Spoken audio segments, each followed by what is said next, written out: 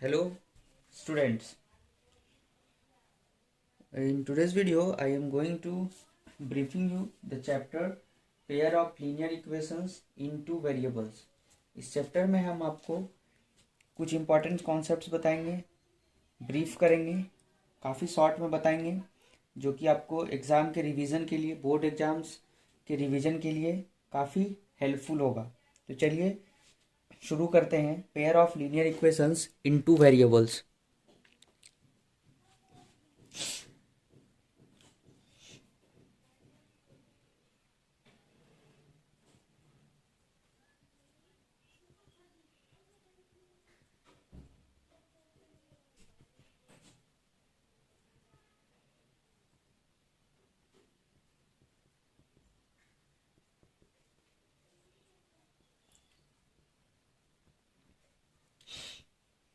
Pair of linear equations in two variables, इसके दो form होते हैं। जनरली इसको a x plus b y plus c के रूप में लिखा जाता है। तो इसका standard form a x plus b y plus c is equal to 0। Linear क्यों बोलते हैं? क्योंकि यहाँ पे डिग्री देखिए 1 है, एक्स का डिग्री 1, वाई का डिग्री 1, टू वेरिएबल्स है, एक्स है वाई है।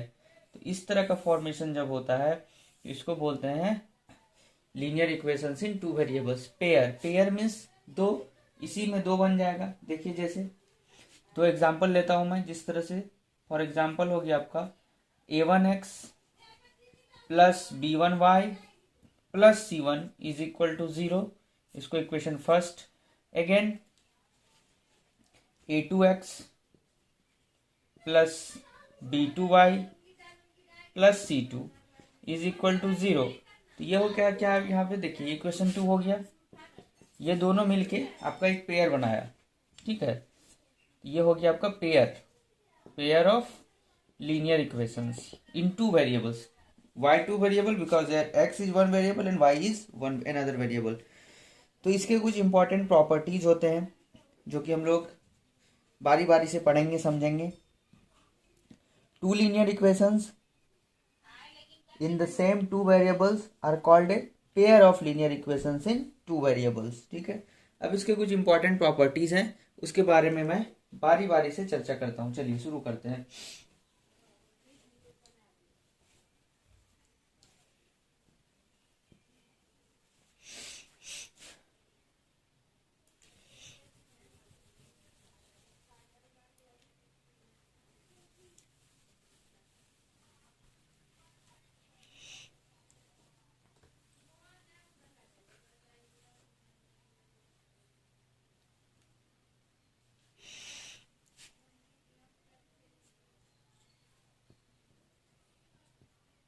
a1x plus b1y plus c1 is equal to 0। another one is a2x plus b2y plus c2 is equal to 0। यहाँ पे a1 a2 जो है वो x के कॉफिशियंट्स हैं, a1 a2, b1 b2 y के कॉफिशियंट्स हैं, and c1 and c2 are constant terms. Okay, तो इसके what are the properties of these equations? If a1 upon a2 can not equal to b1 upon b2। अगर a1 upon a2 इन दोनों को जब ratio करते हैं, first property होता है प्रॉपर्टीज। ठीक है, मैं काफी ब्रीफ कर रहा हूं इस चैप्टर को, ज्यादा डिटेल में नहीं जा रहा हूं। जो एग्जाम पर्सपेक्टिव में इंपॉर्टेंट है सिर्फ वही टॉपिक्स मैं कवर कर रहा हूं, और करते करते पूरा चैप्टर का ही रिवीजन हो जाएगा। तो देखिए first important thing is that a1 upon a2 का रेशियो अगर b1 अपॉन b2 के इक्वल नहीं हो तो इस तरह के कंडीशन को हम क्या बोलते हैं? Intersecting lines. Okay, these are intersecting lines. ठीक, अगर इस तरह का कंडीशन फॉर्म होता है तो इसमें हमेशा हमारे पास वन सॉल्यूशन होते हैं। इस तरह के केस में क्या होता है? Exactly one solution. जब देखिए वन सॉल्यूशन होंगे तो ऑब्वियस सी बात है कि ये यूनिक सॉल्यूशन होगा। तो अगर a1 by a2 cannot equal to b1 by b2, this implies that these two equations are the equations of intersecting lines and they are having exactly one solution, and that is what? That is also known as unique solution, अद्वितीय हल. Okay, unique solution is there. अब देखिए इसको याद करने का तरीका कितना बढ़िया है. a1 by a2 का रेशियो देखेंगे यहाँ पे आप, तो यहाँ पे थोड़ा सा फोकस कीजिए कि दो पैरेलल लाइंस हैं. इक्वल टू मतलब क्या? दो पैरेलल लाइंस को अगर कट कर दिए तो किसी तीसरे लाइन से, मतलब क्या हो गया? इंटरसेक्ट हो रहा है. तो यहां से आप याद करने के लिए इसको कैसे याद करोगे? सी है a1 by a2 can not equal to means equal to में पैरेलल लाइंस होंगे, उसको काट देंगे तो कैन नॉट इक्वल टू हो गया. तो कैन नॉट इक्वल टू क्या सिग्निफाई करता है? ये इस तरह के केस ही सिग्निफाई होते हैं इंटरसेक्टिंग लाइंस में. Means if a1 by a2 can not equal to b1 by b2, this implies what? It implies that these two equations are the equations of intersecting lines. Okay? ज्यादा याद करने की भी इसमें दिक्कत नहीं है, आराम से याद कर लेंगे आप लोग. चलिए नेक्स्ट टॉपिक की ओर आगे बढ़ते हैं, नेक्स्ट पॉइंट की ओर. नेक्स्ट कंडीशन क्या होता है?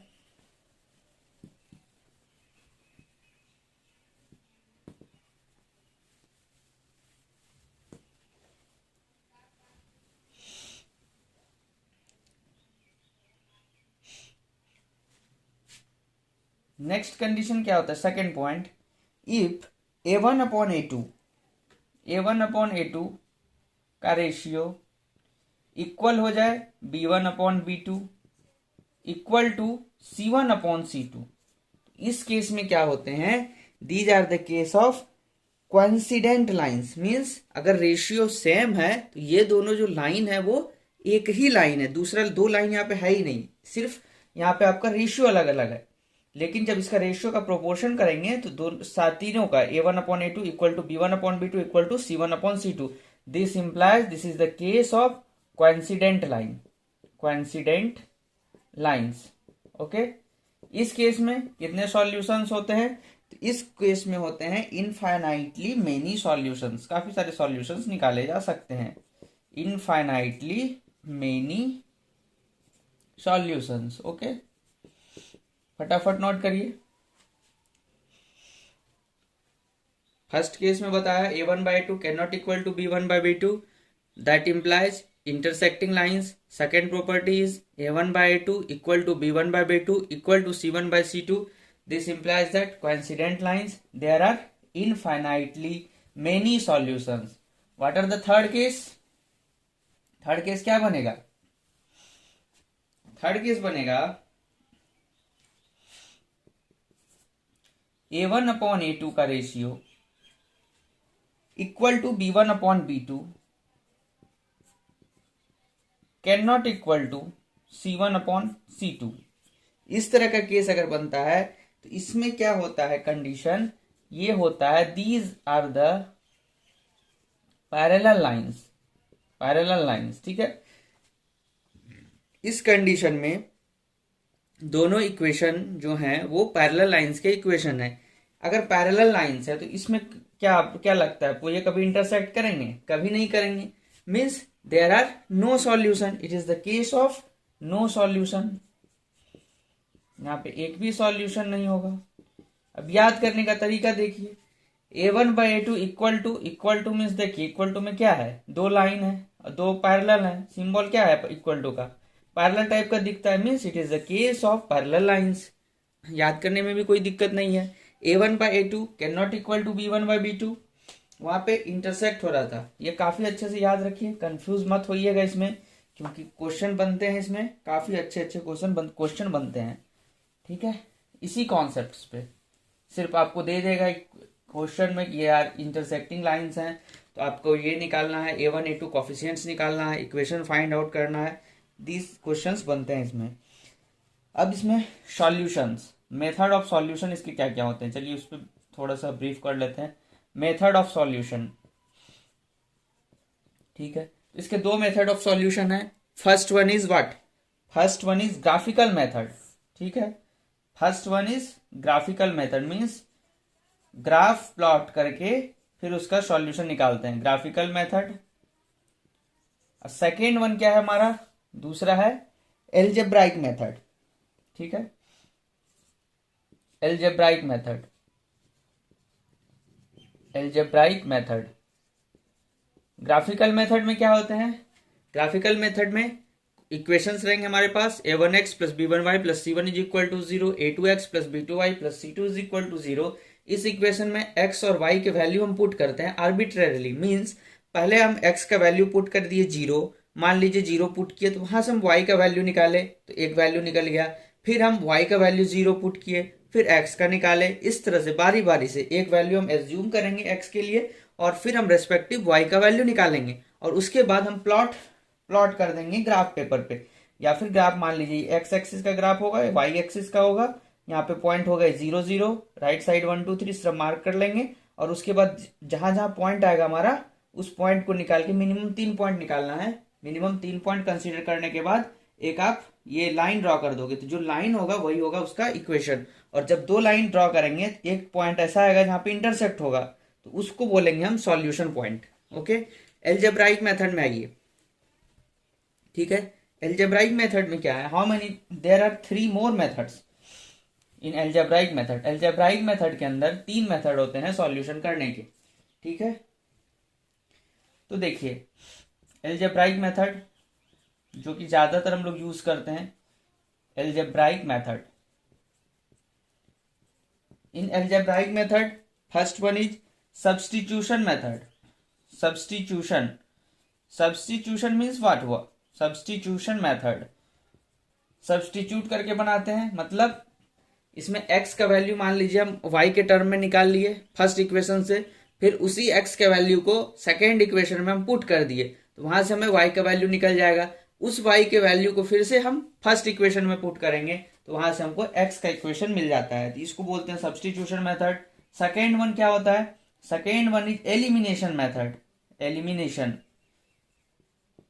Elimination method. एलिमिनेशन मेथड में क्या होता है, इसमें हम एलिमिनेट करते हैं। Let us assume a1x plus b1y plus c1 है, a1x plus b1y plus c1 is equal to 0, a2x plus b2y plus c2 is equal to 0। इसमें हम क्या करते हैं, किसी भी आप किसी का टर्म लीजिए, या तो x के कॉफिशिएंट से या तो y के कॉफिशिएंट से, दोनों इक्वेशन को मल्टीप्लाई कर देंगे। मान लीजिए कि x के कॉफिशिएंट से सेकेंड के x के कॉफिशिएंट मीन्स a2 से फर्स्ट को मल्टीप्लाई कर दिए, a2 यहाँ पे हो गया a2b1 a2c1। ठीक है, फिर x का जो फर्स्ट में कॉफिशिएंट है a1 उससे नीचे वाले को सेकेंड इक्वेशन को मल्टीप्लाई कर देंगे, a1a2 a1b2 a1c2। उसके बाद जो टर्म है अगर प्लस में है तो यहाँ पे माइनस लगा दीजिए, ये प्लस है तो यहाँ माइनस लगा दीजिए, प्लस है तो माइनस लगा दीजिए। अपोजिट लगाना है, मीन्स यहाँ पे माइनस है तो प्लस लगाएंगे, यहाँ माइनस होगा तो प्लस, यहाँ माइनस होगा तो प्लस। उसके बाद इसको जब आप करोगे तो ये वाला टर्म आपका कैंसिल आउट हो जाएगा, बचेगा क्या हमारे पास a2b1 माइनस a1b2 y। यहां से फिर इसको जब इक्वेट करेंगे हम तो यहां से हमारे पास y का वैल्यू निकल जाता है। देखो यहाँ पे क्या बचेगा, a2b1 minus a1b2 y is equal to c1 minus c2, c1 minus c2 तो माइनस c1 माइनस c2। यहां से y का वैल्यू पुट कर सकते हैं, c2 minus c1 divided by a2 minus b1 minus a1b2। तो यहां से हमारा y का वैल्यू निकल गया। इस y के वैल्यू को फिर अगेन इक्वेशन 1 में पुट कर दीजिए, यहां से x का किसी में पुट कर दीजिए, फर्स्ट में सेकंड में, यहां से हमको x का वैल्यू निकल जाएगा। Third method is what, third method is our cross multiplication method. ठीक है, यहां तक हो गया होगा, इसको इरेज करता हूं। एल्जेब्राइक मेथड का ही तीसरा फॉर्म,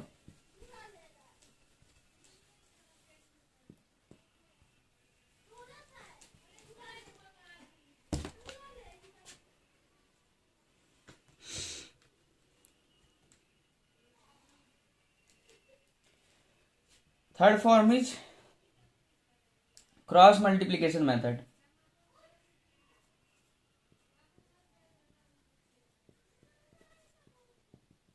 क्रॉस मल्टीप्लीकेशन जैसा कि नाम से ही पता चलता है, क्रॉस मल्टीप्लाई इसमें होता है। कैसे क्रॉस मल्टीप्लाई होता है, मान लीजिए दो इक्वेशंस हैं, a1x plus b1y, a1x plus b1y plus c1 is equal to 0, a2x plus b2y plus c2 is equal to 0। तो यहाँ पे देखिए इस वाले टर्म से लिखना शुरू करेंगे, b1 वाले से। b1 लिख दीजिए, फिर उसके बाद क्या लिख दीजिए, b1 के आगे क्या है, c1 है, तो b1 के आगे लिख दीजिए c1, c1 के आगे क्या है, a1, 0 0 नहीं लिखना, a1 लिखना, b1 c1 a1, फिर अगेन क्या लिख देना है हमको, b1 से शुरू करना है इस डायरेक्शन में, b1 से शुरू किए फिर ऐसे घूम के b1 के पास आ गए, तो b1 c1 a1 again b1, एक रोटेशन कंप्लीट। सेकेंड फिर से उसी तरह से b2 से शुरू करना है, b2 c2, फिर अगेन ऐसे घूम के यहाँ पे आ जाना है, तो ये हो गया आपका b2, ये हो गया आपका c2, ठीक है। अगला फिर a2 और फिर अगला क्या बनेगा आपके पास, b2, ठीक है, काफी सिंपल है। अब इसमें एक एरो बनाएंगे b1 से c2 के लिए, b1 से c2 के लिए, ठीक है, b2 से c1 के लिए, ऐसे ऐसे क्रॉस में जिस तरह क्रॉस करते हैं, ठीक है, ऐसे क्रॉस करते जाइए। c2 से a1 बनेगा, a1 से अगेन b2 बनेगा और a2 से अगेन b1 बनेगा। अब क्या करना है, इस जगह पे आप लिख दीजिए x, ठीक है, बीच में लिख दीजिए y, ठीक है, और लास्ट में यहां पे लिख दीजिए z, ठीक, दूसरे x y z लिख दिए। अब क्या करेंगे, क्लियरली देख लीजिए, ठीक है। अब क्या करना है, देखिए इसको इरेज करता हूं, नीचे देखने में दिक्कत हो रही है तो ऊपर ही लिखता हूं।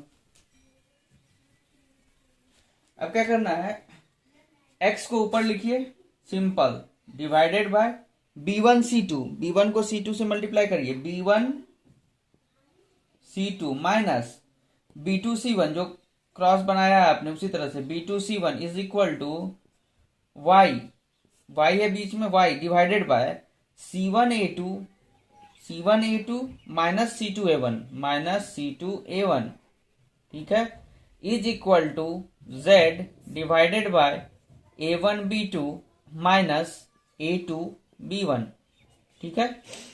ये फॉर्म कर लेने के बाद क्या होगा, आपके पास एक x में इक्वेशन बनेगा, एक y में, एक z में। अब इसको बारी बारी से आप z के साथ इक्वेट कर दीजिए, फर्स्ट इसको कर दीजिए, फिर इसको z के साथ इक्वेट कर दीजिए। तो यहां से what we get the values of x and y, okay, काफी सिंपल है, थोड़ा सा ध्यान में रखिएगा तो इजी बनेगा आपके पास।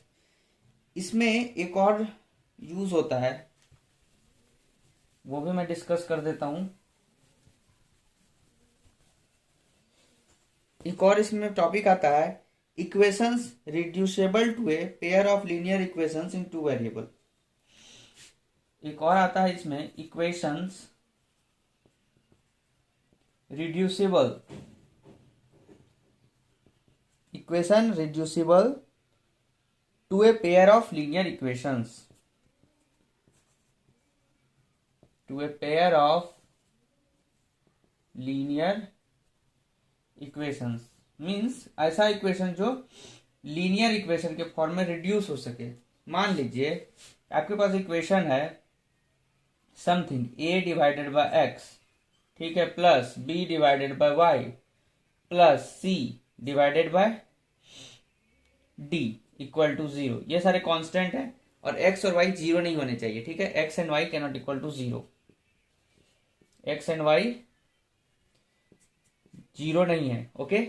इस कंडीशन में क्या करते हैं हम, इसको आप लिख सकते हैं a into 1/x plus b into 1/y plus c by d equal to 0। तो यहाँ पे क्या करते हैं, पुट कर दीजिए, put 1/x is equal to u, कुछ भी u p q जो अपन करे पुट कर लीजिए, 1/y is equal to b। ये पुट करने के बाद फिर से आप उसी इक्वेशन में रख दीजिए, तो यहाँ पे क्या बन जाएगा, देखिए 1/x को u पुट किए तो यहाँ पे हो गया a into u plus b into v plus c upon d is equal to 0। अब देखिए ये क्या हो गया, लीनियर इक्वेशंस बन गए, पेयर, दो पेयर में बन जाएंगे, एक और रहेंगे तो उसके भी बन जाएंगे। इसमें एक और कंडीशन आता है, 1 - x आपके साथ आ सकता है, तो 1/1 माइनस एक्स को एज्यूम कर लीजिए। फिर जब इसको सॉल्व कर लेंगे यू के टर्म में, तो आफ्टर सॉल्विंग यू आपको क्या करना है, वहां पे मान लीजिए यू का वैल्यू 2 आया, ठीक है, मान लीजिए लेट अस एज्यूम यू का वैल्यू 2 आया, तो ये डायरेक्ट आंसर नहीं लिख देना है, क्योंकि आपने यू को क्या एज्यूम किया हुआ है 1/x, तो 1/x इज इक्वल टू आया 2, ठीक है। तो जब x की बारी आएगी क्वेश्चन में, तो x का वैल्यू निकालना पड़ेगा ना, तो x is equal to what, x is equal to 1/2। इस बात का ध्यान रखना है, ठीक है, इस बात का ध्यान रखते हुए सिंप्लीफाई करके इसको बना देना है, ठीक है। इसमें एक और टॉपिक की बात होती है इसी चैप्टर में, और वो लास्ट टॉपिक है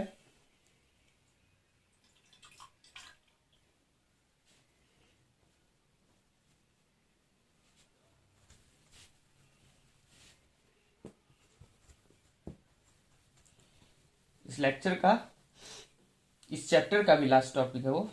इन्हीं से मेन इंपॉर्टेंट क्वेश्चंस बनते हैं एग्जाम्स में। तो एक बार आप इस वीडियो को देख लेने से ना पूरे दिमाग में आपके पास सारा कुछ आइडिया आ जाएगा, ठीक है। एक क्वेश्चन बनते हैं बोट एंड स्ट्रीम से, इसी चैप्टर के अंदर क्वेश्चन बनते हैं बोट एंड स्ट्रीम से, ठीक है। एक अपस्ट्रीम साइड होता है, एक डाउन स्ट्रीम साइड होता है। जैसे मान लीजिए दिस वन इज रिवर, तो इधर से जा रहा है नीचे की तरफ, ठीक है, ये है फ्लो का डायरेक्शन, ठीक। तो अप स्ट्रीम और डाउन स्ट्रीम किसको बोलते हैं, अप स्ट्रीम, जैसे कि समझ में आ रहा है मीनिंग से, अप स्ट्रीम और डाउन स्ट्रीम। मतलब अगर हम इस तरफ से जा रहे हैं तो एक साइड हमारा अप स्ट्रीम होगा, एक साइड हमारा डाउन स्ट्रीम होगा। जिस तरफ जा रहे हैं वो हमारा डाउन स्ट्रीम होगा, ठीक है। इसमें क्या करना पड़ता है, इसमें आपको दो कंडीशन रहेगा कि बोट है हमारे पास, स्टिल वाटर में इसका आपका स्पीड दिया रहेगा इतना है, एक्स मान लीजिए x किलोमीटर पर आवर, और स्ट्रीम का y किलोमीटर पर आवर है। तो इसमें आपको बहुत सारे क्वेश्चन बनते हैं, जैसे टाइम निकालने का, स्पीड निकालने का, डिस्टेंस निकालने का, काफ़ी सारे क्वेश्चन 3-4 टाइप के बनते हैं इसके अंदर। तो बेसिक आइडिया इसका आपको होना चाहिए। बट इसमें बेसिक आइडिया क्या है, तो speed of boat, let us assume speed of boat is equal to x kilometre per hour, ठीक है। स्पीड ऑफ स्ट्रीम कितना हो गया, मान लीजिए y किलोमीटर पर आवर, ठीक है।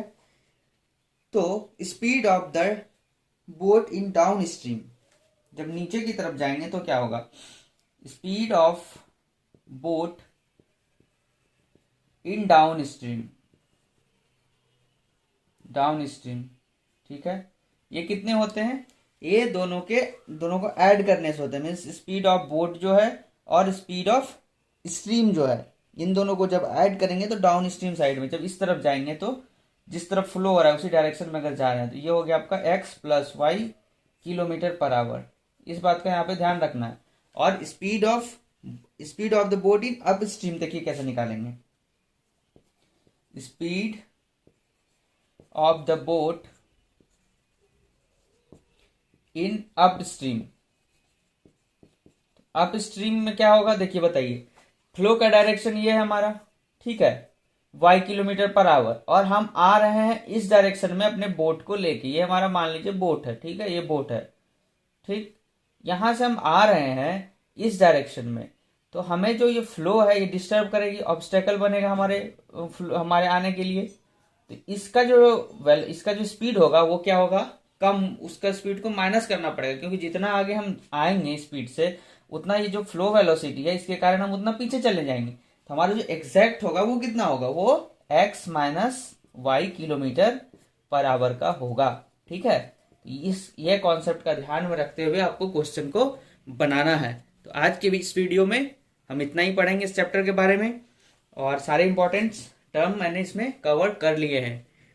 तो इसको पढ़िए अच्छे से और कुछ क्वेश्चन प्रैक्टिस करिए, और हमारे चैनल में मैं CBSE से पूछे गए क्वेश्चंस भी डालूंगा, तो वो भी आप जरूर देखिए, ठीक है। Thanks for watching.